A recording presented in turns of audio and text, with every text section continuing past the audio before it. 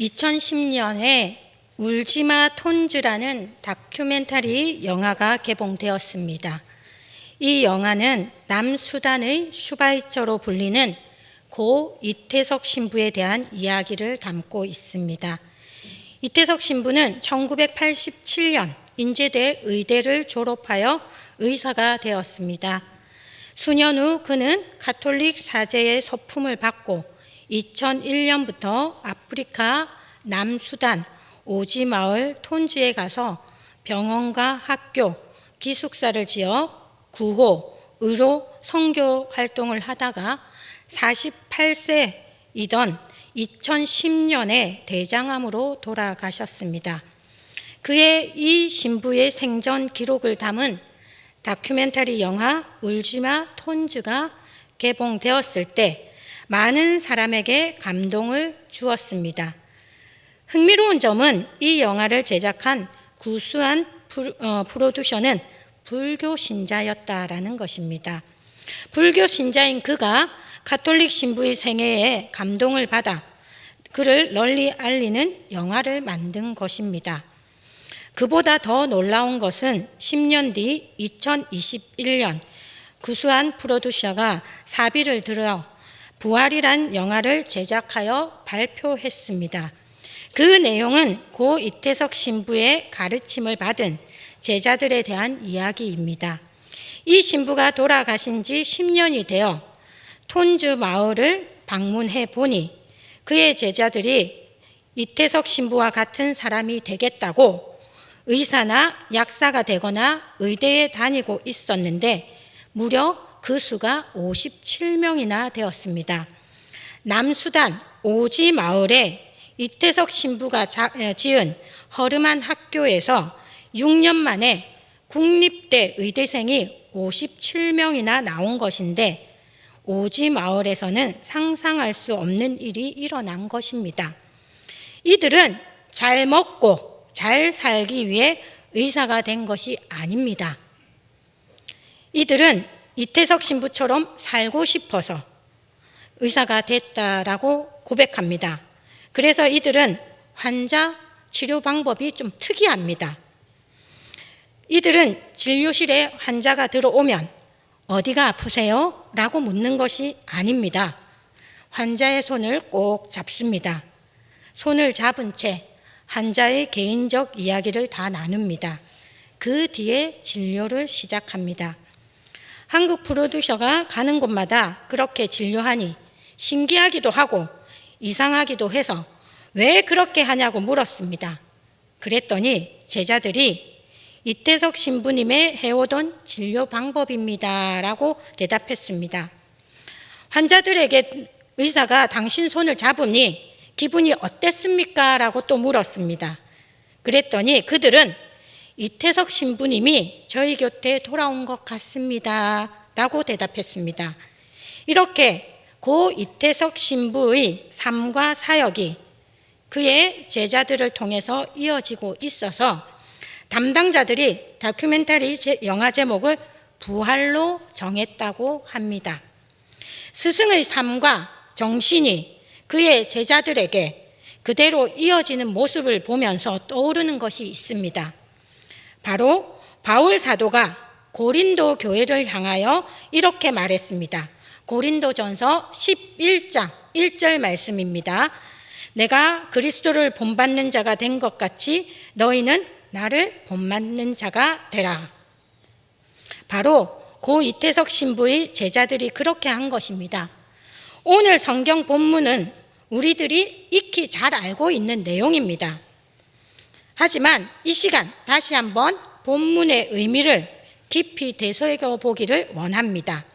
이 말씀을 통하여 하나님께서 오늘 우리에게 무엇을 말씀하시고자 하는지 깊이 생각해 보고자 합니다. 본문 사건은 예수님께서 게네사렛 호숫가에 서 계셨는데 사람들이 하나님의 말씀을 듣기 위해 몰려오면서 시작됩니다. 무리들이 몰려들자 예수님께서 어느 한 배에 타시고 물에서 살짝 떨어지도록 하셨습니다. 그렇게 하신 것은 아마도 무리가 예수님께 더 가까이 가려고 서로 밀치며 몰려들어서 혹시 모를 사고나 혼잡해지는 것을 막기 위해서일 겁니다. 게다가 그렇게 거리를 두어도 아침에 호수에서 육지 쪽으로 바람이 불기에 호숫가 배 위에서 전하는 말씀이 그 바람을 타고 잘 전달되기에 아무런 문제가 되지 않았기 때문입니다. 마침 예수님께서 오르신 배가 시몬 베드로의 배였습니다. 그 때문에 베드로는 배 위에서 꼼짝없이 말씀을 들을 수밖에 없었습니다. 예수님께서 시몬의 배에 오르신 것은 뒤에 일어나는 일들을 볼 때 우연이 아니었습니다. 그곳에 있는 여러 배 중에 시몬의 배를 꼭 집어서 타신 것은 예수님께서 베드로를 첫 번째 제자로 부르시고 그에게 사명을 맡기기 위해서였습니다. 여기서 중요한 첫 번째 깨달음이 있습니다. 그것은 베드로가 먼저 예수님께 찾아와서 자신이 예수님의 제자가 되겠다고 결단한 것이 아닙니다. 예수님께서 먼저 찾아오셔서 그를 불러주셨다라는 것입니다. 성경을 읽다 보면 언제나 하나님께서 먼저 우리를 찾아오신다라는 것을 알 수 있습니다. 구약 성경에서 하나님께서 고향을 떠나 아버지를 잃고 하란에 거주하고 있던 아브라함을 먼저 찾아오셔서 그를 부르시고 복의 근원이 되게 해 주시겠다라고 하셨습니다. 그리고 형을 피해서 외삼촌 집으로 도망가고 있던 처량한 신세의 야곱의 꿈속에서 먼저 찾아오셔서 그와 함께 하시는 분임을 알려주셨습니다. 이집트 왕족과 같은 지위를 누리다가 도망쳐서 미디안의 이름 없는 목자가 되어 늙어버린 모세를 먼저 찾아와서 자신이 누구인지 알려주시고 그를 출애굽의 지도자로 세우신 분도 하나님이십니다. 그 외에도 수많은 예언자에게 먼저 찾아오셔서 하나님 자신이 어떤 존재인지 알려주시고 이스라엘 백성에게 하나님의 말씀을 전하도록 하셨습니다. 예수님께서도 갈릴리 호수에서 어부로 살아가고 있던 베드로를 먼저 찾아오십니다. 이처럼 하나님께서는 항상 우리를 먼저 찾아오셔서 우리를 주님의 자녀로 불러주시는 분이십니다. 오늘 성경 본문에는 흥미로운 장면이 나옵니다. 밤새 물고기를 잡았지만 한 마리도 잡지 못했던 베드로를 위하여 예수님께서 많은 물고기를 잡도록 해주십니다. 예수님께서 깊은 데로 가서 그물을 내리라는 어부의 상식에 맞지 않는 말씀을 하십니다. 베드로는 예수님을 선생님으로 여기고 그 말씀에 조건 없이 순종합니다. 그 순종의 응답으로 배 두 척에 가득하게 물고기를 잡았습니다. 이 현상에 대하여 베드로와 그와 함께 물고기를 잡았던 동료들의 반응은 차이가 납니다. 동료들과 동업자인 야고보와 요한은 비상식적인 방식으로 엄청난 수의 물고기를 잡은 것이 놀랍다라고 기록하고 있습니다. 반면 베드로는 예수님의 무릎 아래 엎드려 주여 나를 떠나소서 나는 죄인이로소이다 라고 자신의 죄를 고백합니다. 베드로의 동료들은 많은 물고기를 잡은 기적 자체에 몰입하고 놀랐습니다. 반면 베드로는 이 사건을 통하여 하나님의 나타나심을 경험한 것입니다. 예수님이 누구인지 알고 그분 앞에 자신이 어떤 존재인지 깨닫고 두려움에 사로잡힌 것입니다. 성경에서 두려움과 자기가 죄인이라는 자각은 사람이 거룩한 하나님을 뵙거나 그분의 능력을 직접 경험할 때 일어나는 현상입니다. 대표적으로 이사야 6장 1절에서 8절에 있습니다. 유다 왕국에 탁월하게 통치했던 우시야 왕이 갑자기 죽었습니다. 그러자 이사야는 나라의 앞날에 걱정이 사무치게 됩니다. 시시각각 불안하여 변하는 국제 정세 가운데 그 문제를 극복해 나갈 뛰어난 지도자를 잃어버린 유대 왕국이 막막해졌습니다. 암담한 나라의 앞날을 걱정하는 마음에 이사야는 성전에 기도하러 올라갔습니다.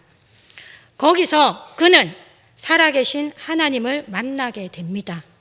살아계신 하나님을 만나게 된 이사야의 첫 반응은 탄식이었습니다. 이사야 6장 5절 말씀입니다. 우리 함께 읽겠습니다. 화로다 나여 망하게 되었도다. 나는 입술이 부정한 사람이요 나는 입술이 부정한 백성 중에 거주하면서 만군의 여호와이신 왕을 배웠음이로다. 이처럼 하나님의 영광과 거룩하심을 경험하게 되는 사람은 모두 자신이 죄인임을 깨닫게 되고 두려움에 사로잡히게 됩니다. 이런 것은 교회 역사 속에서도 잘 나타나고 있습니다. 1730년 미국 대각성운동, 1907년 평양 대부흥운동에서 하나님의 임재를 체험한 사람들에게 제일 먼저 나타난 현상은 자신이 죄인인 것을 깨닫고 죄를 고백하고 회개한 것입니다. 이렇게 이해한다면 오늘 성경 본문에서 베드로는 인간의 몸을 가지고 이 땅에 오신 살아계신 하나님의 아들을 만난 것입니다. 예수님께서 행하신 놀라운 기적을 경험하고 살아계신 하나님이신 것을 깨닫게 되자 죄인인 베드로는 두려움과 경외감 때문에 주님과 거리 두기를 하고 싶었던 마음이 생겼습니다. 그래서 주여 나를 떠나소서 나는 죄인이로소이다 라고 고백한 것입니다. 예수님을 직접 만나게 되면 모든 사람이 자동적으로 이런 고백을 하게 됩니다.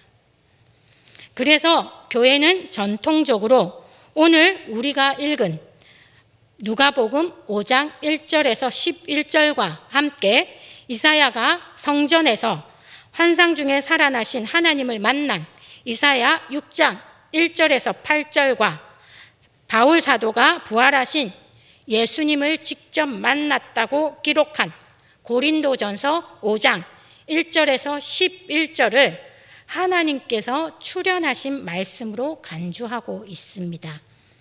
이렇게 살아계신 하나님의 아들을 만남으로 놀람과 두려움에 사로잡혀 있는 베드로를 향하여 예수님께서는 그를 위로하시며 오히려 그에게 놀라운 하나님의 사명을 맡깁니다. 누가복음 5장 10절 하반절 말씀입니다. 무서워하지 말라. 이제 후로는 내가 사람을 취하리라. 예수님께서 어부인 베드로가 물고기를 잡듯이 사람을 취하리라고 하십니다. 그런데 예수님의 말씀 중에 취하리라는 단어는 특별합니다. 원래 물고기의 입장에서 보면 사람에게 잡히면 죽습니다. 사람이 요리를 해먹기 때문입니다.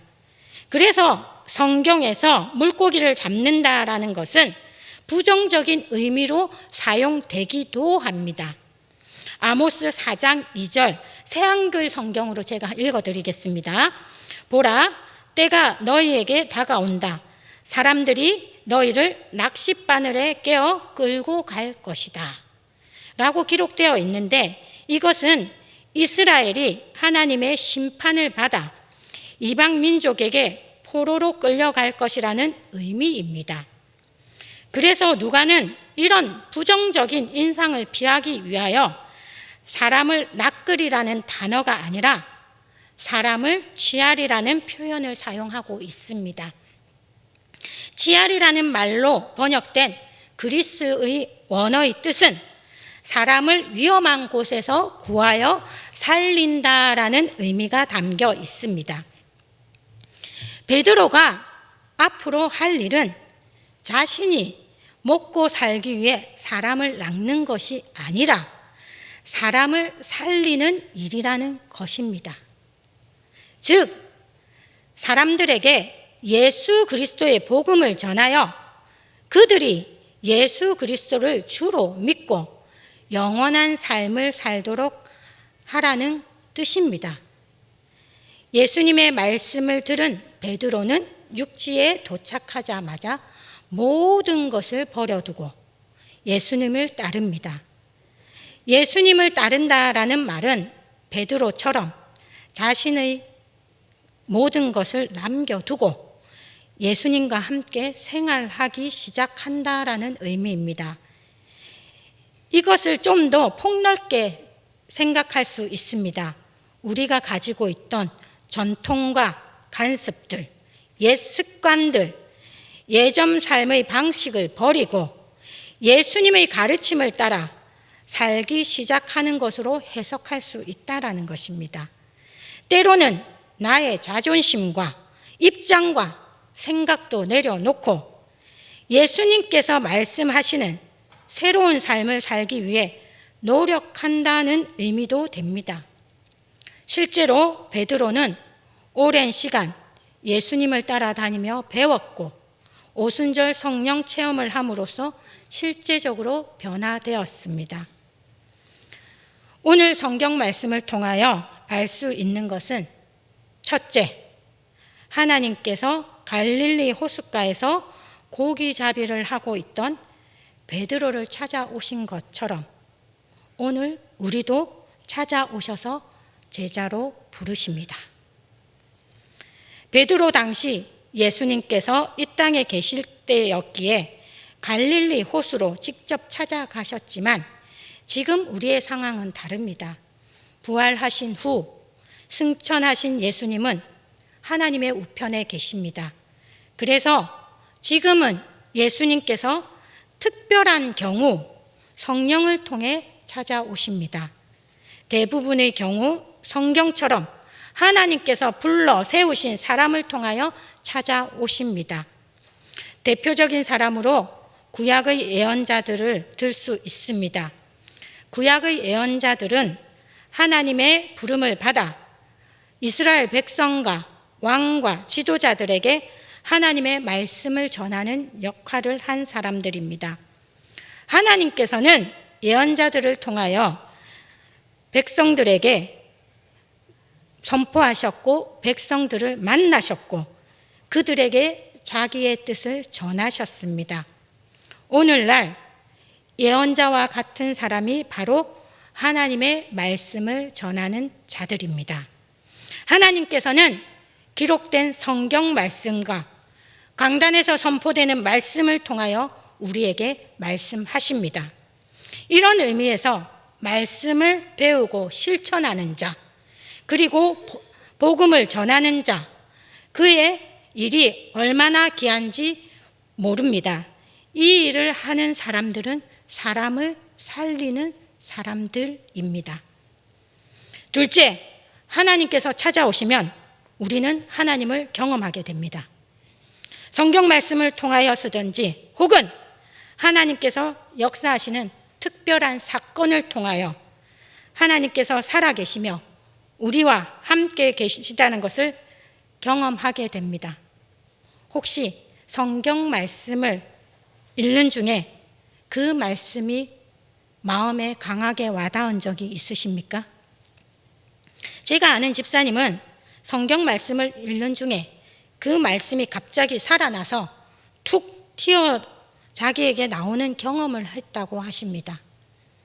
그 뒤부터 그분은 하나님의 말씀이 정말 살아있는 말씀이라는 것을 믿는다라고 했습니다.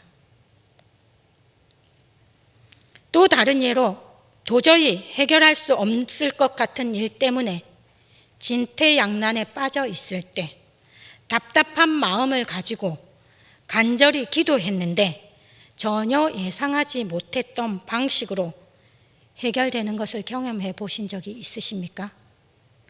이렇게 하나님께서는 여러 가지 방법을 통해 우리를 찾아오시고 만나 주십니다. 셋째, 베드로처럼 하나님의 능력과 역사를 경험하게 되면 그곳으로 끝나는 것이 아니라 우리를 하나님의 사람으로 세우시고 사명을 맡기십니다. 바로 베드로에게 주셨던 그 사명, 사람들을 구하여 살리는 일입니다. 예수 그리스도의 복음을 전하여 탐욕과 욕망의 노예가 되어 어둠과 죽음의 허물을 향해 가는 자들을 예수님께로 이끌며 주님의 가르침에 따라 영원한 생명을 얻도록 하는 사명을 얻게 됩니다. 이 사명은 베드로와 같은 몇몇 사람에게 주어지는 것이 아닙니다. 예수 그리스도를 구주로 믿는 모든 그리스도인이 갖게 되는 사명입니다. 베드로는 오늘 사건을 계기로 예수님의 제자가 되고 3년 동안 예수님과 함께 동고동락하면서 예수님께서 가르치시는 하나님 나라와 하나님의 뜻을 배우게 됩니다. 그리고 마지막 승천하시기 전에 예수님께서 베드로를 복음의 전도자로 세상에 보냈습니다. 우리도 마찬가지입니다. 예수님을 믿음으로 그리스도인이 되고 교회 공동체 내에서 설교와 성경 공부를 통하여 하나님의 말씀을 배웁니다. 그 목적은 교회 안에서 우리끼리 안주하기 위해서가 아니라 우리 이웃과 동료들에게 예수님을 전하여 그들이 영원한 생명을 얻도록 하기 위함입니다. 우리는 종종 헌신이라는 말을 사용합니다. 헌신하기 위해서는 대상과 내용이 분명해야 합니다. 즉, 누구에게 무엇을 헌신할지 분명해야 합니다. 우리의 헌신의 대상은 우리의 주님이신 예수 그리스도이십니다. 헌신의 내용은 그분이 우리에게 맡긴 일을 성실하게 감당하는 것입니다. 예수님께서 맡기신 일은 오늘 성경 본문에 따르면 하나님의 부름을 받은 그리스도인으로서 생명을 구하여 살리는 것입니다. 교회의 사명이 바로 이 복음을 전하여 생명을 살리는 것입니다. 교회에 여러 가지 사명이 있습니다. 매주일 하나님께 예배 드리는 것, 신앙 교육을 하는 것, 봉사하며 섬기는 것, 친교하는 것, 여러 가지가 있습니다. 교회 공동체가 잘 유지되고 성장하는 것도 중요합니다. 그 중에서 놓쳐서는 안 되는 사명은 바로 선교, 복음을 전하여 생명을 살리는 것입니다. 앞에서 말한 것처럼 베드로가 받았던 사람을 살리는 일은 이 자리에 모여 예배 드리는 모든 그리스도인에게 주어진 사명입니다. 그러므로 우리 모두 베드로에게 하신 예수님의 말씀을 다시 한번 되새기며 생명을 살리는 일에 최선을 다하시기 바랍니다. 우리를 통하여 영원한 새 생명을 얻은 이들이 오늘도 많아지기를 주님의 이름으로 축복합니다. 기도하겠습니다.